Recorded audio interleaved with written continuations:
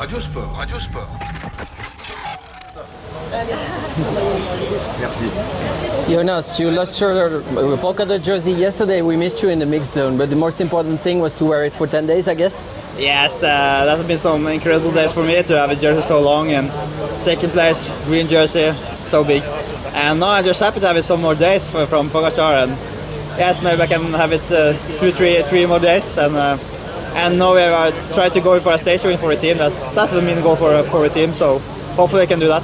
So it's not frustrating to wear it anyway, even though you don't have it officially? No, I like the jersey, it's cool, but Pogačar is an incredible good rider, and he was too strong for me yesterday, and no, I'm just happy to have a jersey. Should we call him Jonas Pogačar, or what's that story about? Yes, I heard something in the podium yesterday that I've been on the podium for 10-11 days, and now he was saying Jonas Pogačar because he was thinking maybe it's have it one more day, so that's very funny. Yeah, it's funny. And today, I think we can guess what your goal will be today. Can you tell us about it in this stage, sprinter stage? My goal is to help Alexander Kristoff to get a stage win. That's the main goal for today. Yes, exactly. And for the rest of the Tour de France, there's still about 10 stages to go. Yeah. What's up from now for you? Yeah, so hopefully I can get a stage win for the team. That's the main goal. And maybe I can also try to get the most competitive rider. That's also maybe a goal for me to do a good job for Alexander Kristoff, and maybe come in a breakaway, take some more points one day, and yeah. Yeah, with this you made the name, or both in your home country and in the rest of the world, I guess. What does it do for you? Yes, it's nice that some more people know who I am, that we did some great, so that's very nice. Yeah, and people who don't know, it's even written on your combination, actually on your suit. That's great. Yes, true. Okay, I'll wish you a very nice tour, and maybe we'll see you later then. Yes, hopefully. Thank you very much, Jonas. Thank you.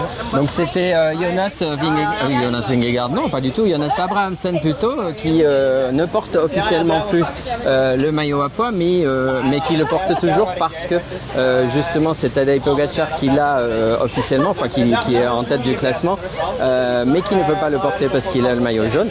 Donc voilà, il dit qu'effectivement c'était attendu qu'il le perde, mais qu'il est très content d'avoir pu le porter pendant ces 10 jours.